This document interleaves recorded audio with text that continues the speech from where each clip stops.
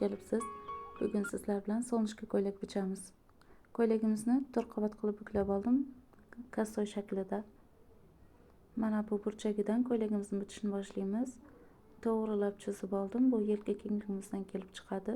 Mana bu tepalari teng razmerda bo'lishi kerak. Endi asosiy joylarini bichamiz. Bo'yin o'yinimiz kengligi 8, chuqurligi 3 sm. Orqa va oldini teng bichamiz. Yelkadan 3 sm qiyalatib chizib oldim. Endi yelkamizni eng baland nuqtasidan ko'krak uzunligini o'lchaymiz va mana shu o'lchab olgan joyimizdan ko'krak aylanamizni 4 ga bo'lib, chok haqqi berib belgilab olamiz. Proymamizni o'lchab chizib qo'ydim.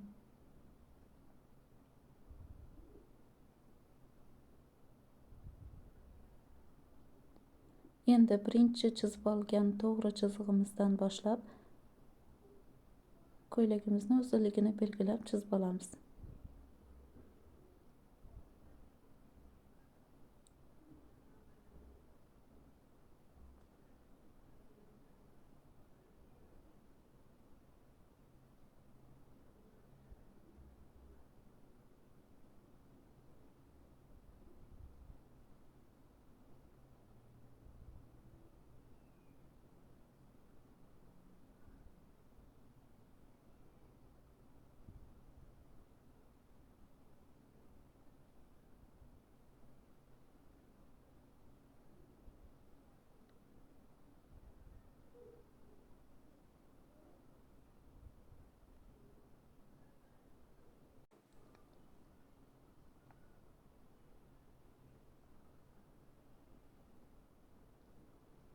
Ko'ylagimizni enini xohlagancha qilishimiz mumkin.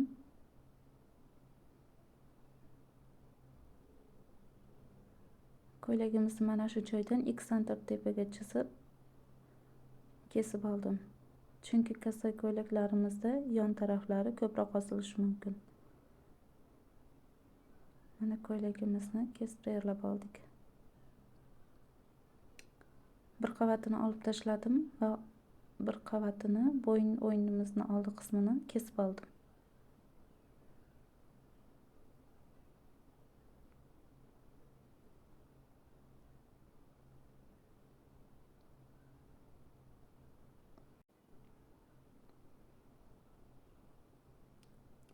Endi mana shu qolgan qismidan lozim va yeng bichib olishimiz kerak. Mana shu joydan lozim bichishni boshladim.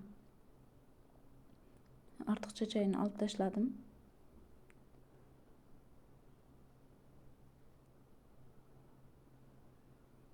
Ko'ylagimizni kastoy qilib bichganimiz uchun lozimimizni ulab tikishimizga to'g'ri keladi. Tepasiga va old qismiga ulab oldim. Endi oldin yeng bichib olamiz, chunki materialimiz kastoy qilib bichib olganmiz, ko'ylagimizni chiqmay qolishi mumkin. Tepalarga keyin lozimiga ulab olishimiz mumkin. Yeng bichishimiz kerak avval.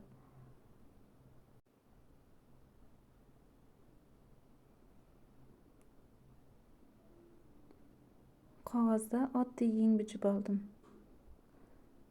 Va mana shu bichib olgan yengimizni modellashtirib olamiz.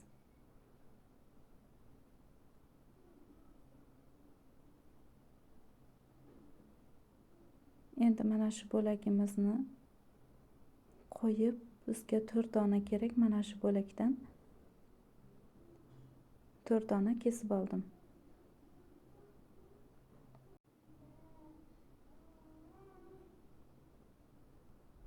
Bichib olgan yengimiz, ya'ni qog'ozimiz ozgina kaltaroq.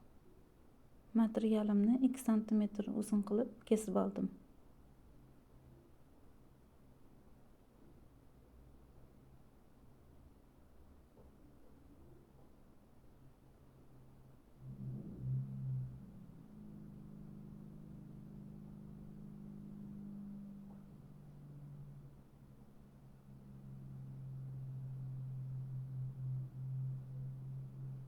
Yengimiz mana shu ko'rinishda bo'ladi. Xuddi shu yengdan yana 2 dona bichib olishimiz kerak.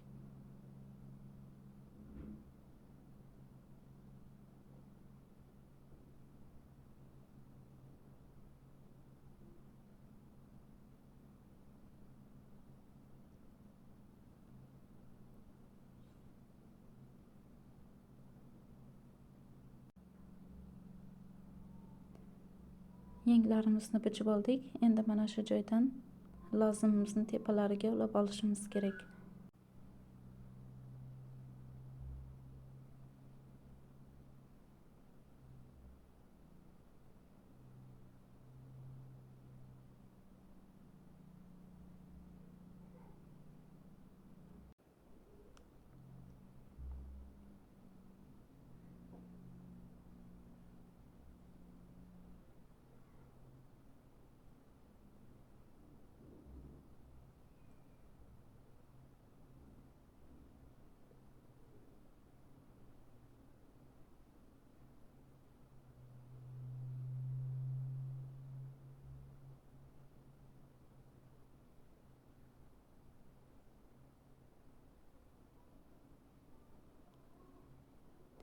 Mana lozimimizni mana shunday qilib ulama qilib kesib tayyorlab oldik.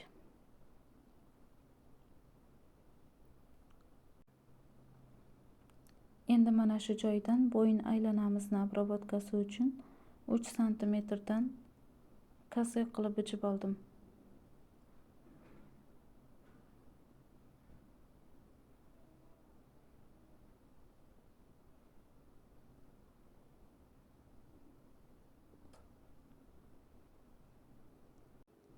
Mana bichib nihoyasiga yetkazdik. Kelgusi darslarimizda tikilishni ko'rib chiqamiz. Kanalimizda yangi bo'lsangiz obuna bo'lishni unutmang.